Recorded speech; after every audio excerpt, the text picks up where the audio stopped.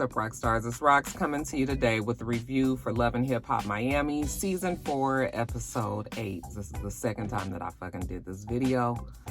I have to get to work, and the camera didn't record. So I pretty much did 3/4 of the video before I realized the shit wasn't recording anyway, you guys. The review. Let's get to it, shall we? All right, you guys, let's start with Trick. Trick Daddy is in the studio with his son. And remember, if you guys watched the Love and Hip Hop family reunion when they were all in Arizona at the ranch, then we know that Trick had his son with him, and his son told him that he wanted to be a rapper. And Trick said that he would help him out with that. So now we have his son in the studio, and Trick said that his son got to prove to him that he's serious about this. Okay, so we listening to the son music, child, and it's a little struggly. It's all one note. I was like, can we get some tone, some voice inflection? Can we change up something a little bit? It's all one word. Baby boy need a little work. Anyway, Trick has invited Noriega down there, I guess, because he wants Nori to listen to his son as well. So, you know, Nori's in there listening. He doesn't seem to be that impressed. He said that the song was pretty cool. I was like, that ain't really a good, that ain't really a good, suffice it to say, like I said, Trick's son has a little work to do. Anyway, so they're talking. I guess Nori, the fact that Trick is there with his son, he starts feeling some sort of way, a little nostalgia, maybe some regrets about the fact that he missed out a lot on his kids' lives because he's been working so much. Pretty much 6 years, he ain't really been around. Okay, so his way of correcting this mistake, or maybe just a bad choice and, life balance, is to just go on and have another baby. Okay? Because now if he has another one, he could just, forget about them other ones. He fucked those ones up, and now he gonna just concentrate on this new baby, is kind of how it seems that his way of thinking is going. I was thinking to myself, like, let's see what the wife got to say about this. Anyway, Trick tells him that he's going to be performing at Floyd's a weigh-in because he's fighting some YouTube dude. Okay, I'm assuming that's the fight that he had with Jake Paul. I think isn't that his name? Jake Paul? Paul is a Jake and a Paul in there somewhere. But anyway, he's going to be performing at the weigh-in, and he invites Nori to the weigh-in. Nori said that, you know what, he didn't even used to take these things seriously with Floyd, but, once he realized how much money the nigga makes, then you know what, he was 100% with it. And I guess I feel the same way. I mean, I was just like, no self-respecting fighter would ever, exploit their career this way. I mean, Muhammad Ali wouldn't have done nothing like this, but it's a different day and a different time. And we know that Floyd is definitely motivated by money. He makes a whole bunch of money on those fights. I mean, I guess I can't be mad, but it sure does make a mockery out of your real career. But anyway, don't get me, that's a whole nother subject for another day. So anyway, later on we see Trick. He is at the weigh-in, and he's going to be performing. When he comes in, he's saying hi to the people. He's got his team. It's very lackluster, though. It ain't nothing exciting. And then, child, when he gets up on the stage, it's about the same. He's doing, you don't know, Nan? And his audience is, real calm. It's pretty much just press because it's COVID, so you can't really have like a popping team there to, enjoy the music and everything. So it's a bunch of white folks that's just sitting out there just sort of like, So when he gets off, and somebody asks him, how do you feel about, no participation? And he was just like, I mean, I don't really care. They don't have to enjoy it. Okay, I got up there, I was hired to do a job, I got up there and did it. I still get paid whether they like it or not. So, he can't worry himself about it. So if they wanted to just sit there, fine, just sit there. Now back to Nori. So Nori is with his wife, and she's feeling pretty good about the juice bar. She said it's not exactly, time for her to open it, but things are moving in the right direction. She feels like the wheels are in motion now. And, she's got some t-shirts made up. She asked Nori if he'll wear it on the Drink Champs podcast, as promotion. He was like, absolutely. If it helps you, then he will definitely do it. She says, because everything is starting to pick up with work, she's busy and she's going to need him to help out more around the house. And of course, we know what Nori's response is, well, he's busy too. Okay. And so that means pretty much no, which the wife already had a feeling that's what he was going to say. But now that he said it, she's irritated about it. In the very same breath, he tells her that he wants to have another baby. And she was just like, what? Where is this coming from? I was like, exactly. Sometimes I feel like this whole storyline with Nori and his wife, it's like they just throw shit to the wall and see what stick, because all of a sudden you want to have another baby, but you ain't never home to begin with now, So he's telling her that, he feels regretful that he wasn't around for the other kids. And so he feels like he can have a new baby. So, he can finally pick up where he, missed and be around for that new baby. And she was just like, no, maybe what you should do is be here for the children that you have already now. Okay, there's an idea. She ain't trying to start over, especially when a husband doesn't help. Women have to really make it up in their minds to know that this is about to mostly fall on them if they have a new baby. If you don't have a supportive partner, why would you want to get back to strollers and baby bags and, diapers and, burp cloths and colicky babies and warming up bottles and being up all night and baby crying? No. We're not trying to do that. So she was just like, yeah, you have kids now. Okay, they're not grown. Yeah, you probably missed a good part of it, but you could still be more active with them. So really what you need to do is be more active in their lives. Okay, and I'm not just talking about financially. I'm talking about physically being around your children. And then and only then. And I don't even think she gonna be with it, even if he do pick up, where he left off. But she was like, and then maybe we can discuss having a new baby. But no, we are not doing that. Later on, we see Nori with his boys. I've dubbed the boys the delegation. Okay, because he always got to run it by the delegation. I'm not sure if these are the guys that's on the Drink Champs podcast. I don't watch the podcast. I've seen it a couple of times though, and I thought it was just like 2 or 3 or, no more than like 4 people on there. So I don't know who all these people are, but the delegation, his boys, he runs it by, runs everything by them. They sitting having some drinks, Japanese whiskey. And he tells them he's thinking about having another child, had asked his wife about it. And they was like, what? Like, why do you want to have another child? And so he tells them the exact same thing, that, he just wasn't around for his other children. He feels like this is a way for him to try to make up for it. And now it done got to the point where he feels like his kids don't even really want him around. Now he done became the embarrassing, dad.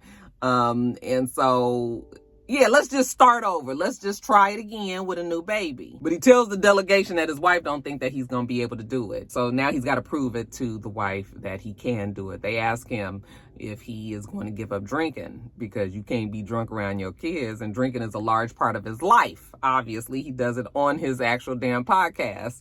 And so, they was like, you think you can give up drinking? They was like 4 or 5 days, and Nori says, no, I feel like I could probably do 30 days. I was like, 30 days? I mean, how's that even working to his show? I guess he could just drink water, right?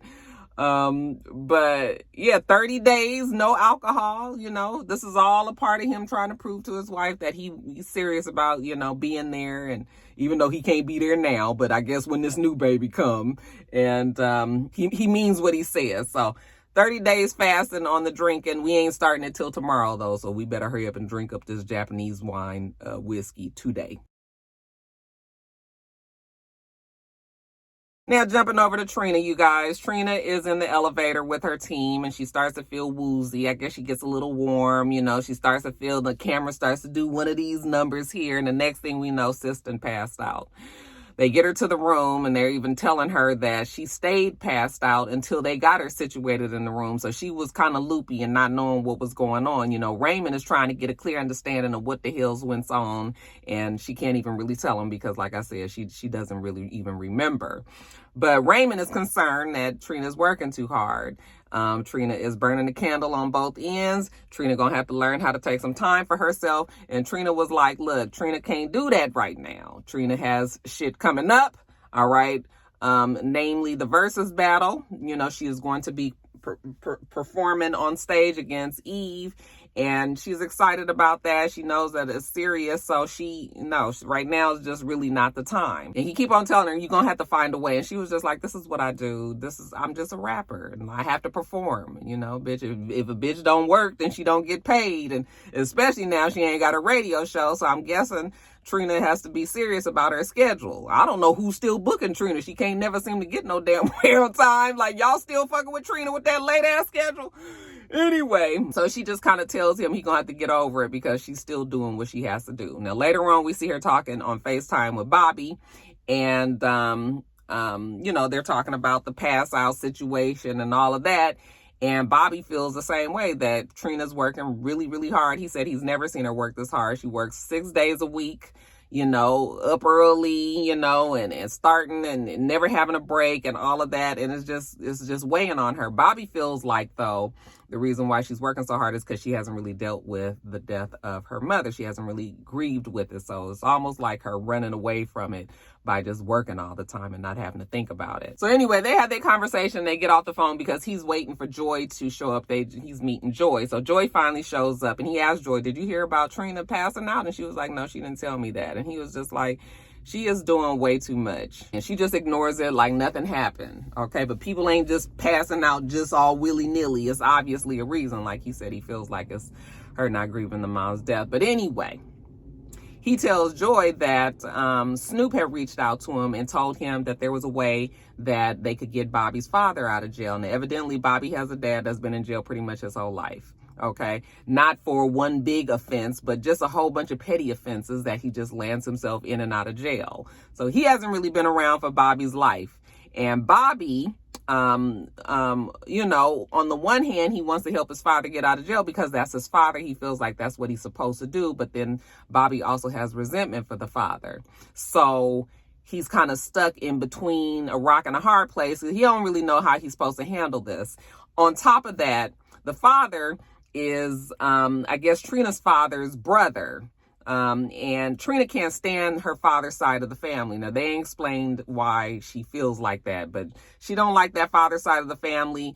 And Bobby's dad is her uncle, I'm assuming. So, Bobby is feeling like it'll cause some problems with Trina. I'm thinking to myself, like, listen, now Trina's a grown-ass woman and you a grown-ass man, and I understand Trina don't have to like her dad's side of the family. She probably has her reasons. They may be legitimate and everything. But if Bobby wants to have a relationship with his father, you cannot let Trina dictate and direct you how you're supposed to feel about your dad. Now, if you don't want to have a relationship with your dad, then that's fine too.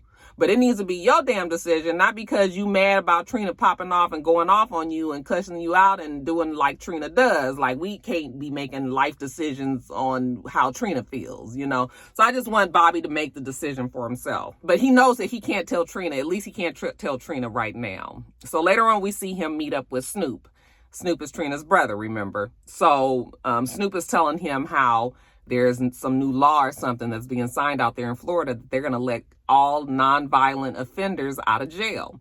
And basically, they just have to have a lawyer. The lawyer draws up the papers or whatever it is that they have to do and present it to the judge. And I guess then these nonviolent offenders are let out. We've been hearing about that, especially down in Florida. When he says that we got to hire a lawyer, Bobby was just like, oh, we got to hire a lawyer, huh? Okay, well, the family ain't going to hire a lawyer.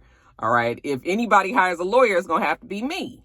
And that's where the problem comes in, because Bobby is not even sure if he wants to do this. Okay. He tells us that his dad, like I said, petty offenses, in and out of jail, ain't been around for the family, never did anything for him, never did anything for his mother. His mom been around, but his dad wasn't, and it wasn't because, like I said, it was some huge offense like a murder or something, that he was in jail and couldn't correct himself. Is that he was in and out. He kept on fucking up and he just kept on going back. So Bobby just feels like he didn't put him first. And so now all of a sudden he's expected to try to help his father. So there's a resentment there. But again, he also kind of wants to help and see if maybe him and his dad could have a relationship. So he's just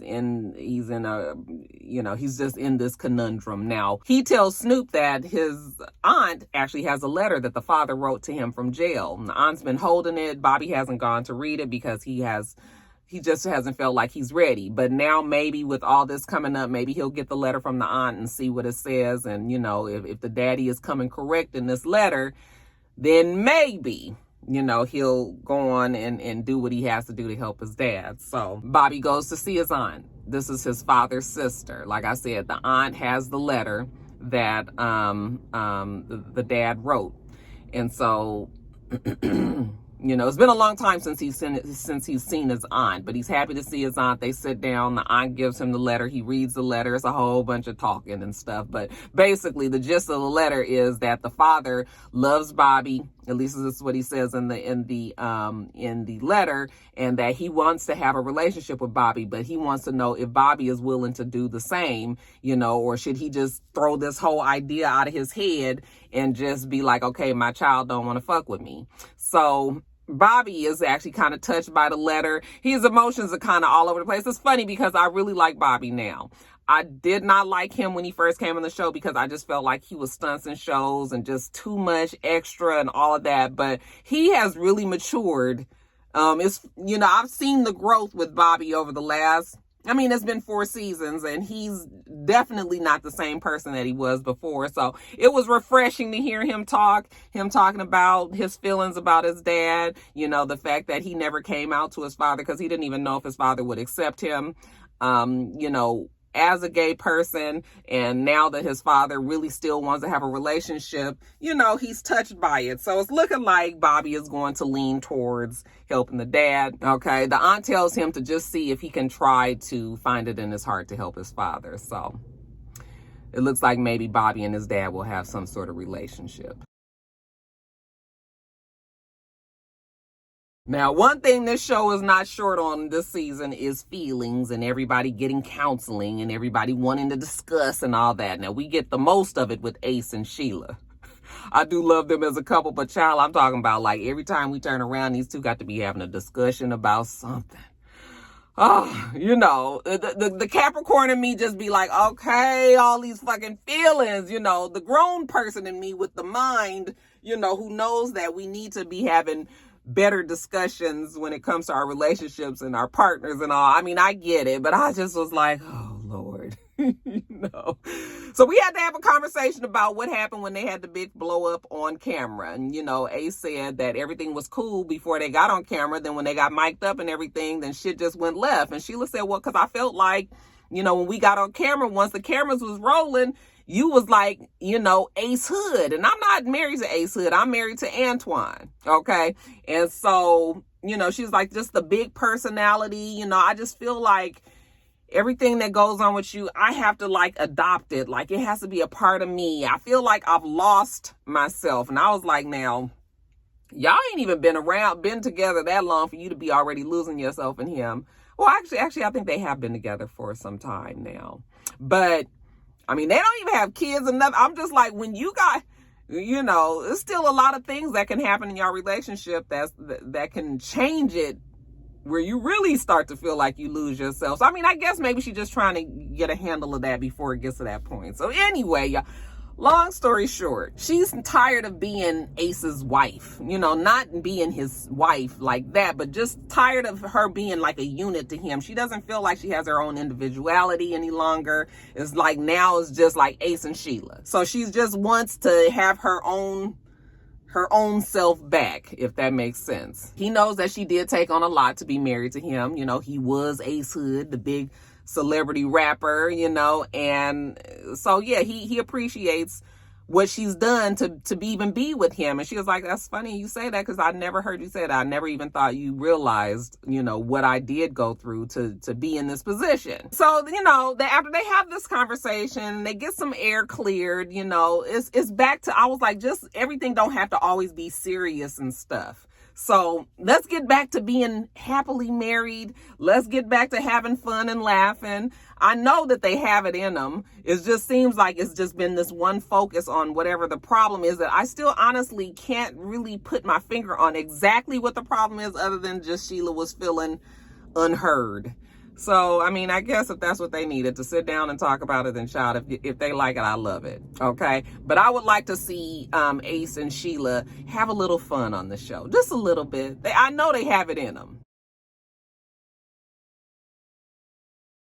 And then lastly, you guys, Sookie. So Sookie is talking to her friends. You know, she's talking about the future. You know, Sookie is always like looking to the future. Don't worry about it. I'm still going to be that bitch. Still things going to happen for me. I'm still going to get everything done. But she's got this lawsuit that's eating at her in the background. Okay. And that was one when she had to beat the girl's ass, I guess, for saying something about her kids or something, or approaching her kids or whatever. The friends asked her how she and her man are doing. And she said, you know, they had an argument. It was a healthy argument. Sometimes couples have to go through that. I was like, that was a healthy argument. Okay. Girl, you cussed his ass out in that car and then told him to get out. He couldn't even get a word in. But she said, yeah, you know, they gonna work on things. That's what couples do. She talked to her mom about it. Her mom said even with her man, she had to teach her man how to treat her. So that's just kind of how it goes. Maybe these two need to have therapy. I said, listen to this. Sookie is saying that she needs to have therapy. I was just like, whoa, what a difference from the Sookie from last season, right? But yeah, her and Kill Bill, I'm sorry, need to have couples therapy. Anyway, more serious things though. Her lawyer calls. Did he say Destiny? I was like, look at her. Who would have known that her name was really Destiny? The lawyer calls and tells her, okay, so, you know, the case coming up, I guess in a week or so. He's trying to prepare everything, but he wants to give her the worst case scenario. So I guess for the assault that she's been charged with, she faces a year in jail, and she looked like she wanted to throw up. I was like, bitch, a year in jail is a long fucking time. Okay. A day in jail is a long time if you ask me. So, you know, all these antics, you know, and you just feeling like you can just go and hit people and all that when you a celebrity, and Sookie gonna have to recalibrate. She gonna have to come a little different, because a year in jail is, I can't even imagine. So she actually looks a little sick about that, but the lawyer said that they gonna work on it, and she said she wanna fight it, and so we gonna try to fight it and keep Sookie out of jail. But when she hangs up the phone, her friend asked her how she feels about that 1 year in jail possible, and she said she don't know. I said, girl, I know how you feel, and it ain't good. But anyway, later on, this counseling session that Sookie and Kill Bill, I'm gonna tell you that Sookie is something raw.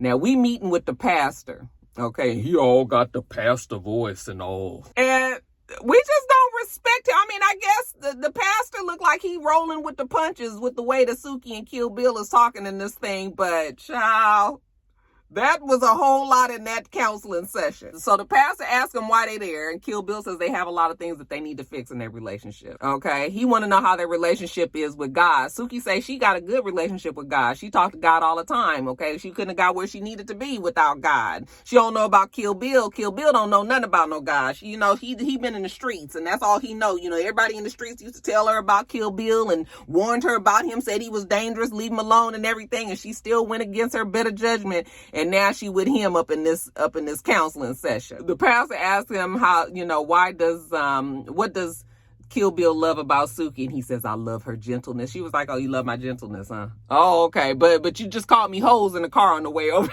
here.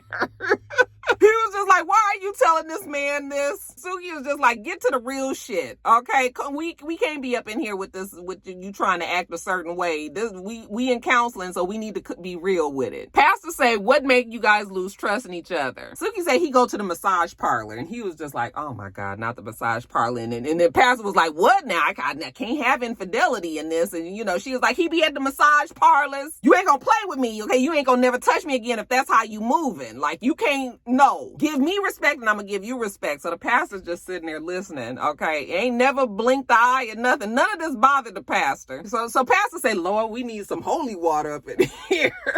I said, something. So anyway, pastor says it's obvious that the trust was broken. You don't trust him. You know, you need to be able to build the trust back up. You need to heal. Okay, do you guys pray? And she was like, he don't pray at all. I had to teach him how to pray. He don't even pray over his food. I had to teach him how to pray over his food. They just going back and forth. And really, Sookie is the one that's doing most of the talking. And the pastor was like, you guys have to get past this whole thing of going at each other. All this fussing and stuff, you never gonna get anywhere. Do you guys feel like you ready to get married? And Kill Bill was like, hell no. And she was just like, I never wanted to marry him. Okay, Kill Bill Entertainment? No, I never wanted to marry him. I said, okay, but you just wanted to have 3 and 4 kids with him. Child, where's our priorities? Okay, so anyway, As of now, Kill Bill and Sookie, all that love that they was feeling for each other, you know, we in a dark space. But maybe it's something that the pastor can help them work out. I mean, I guess we'll see. All right, you guys, I got to get off of here. I just wanted to say thank you all for the well wishes about Jasmine. I needed them, and you guys, there's so many comments. Just thank you so much. We're doing okay. So anyway, you guys, I'm gonna get off of here and get to work. Make sure that you rate, comment, and subscribe to the channel. itsrox. The channel is itsrox, and everything else I do will be in the bottom bar. All right. So I hope that you have a wonderful rest of your day, and I plan on doing the same. Till next time, rock stars. Bye.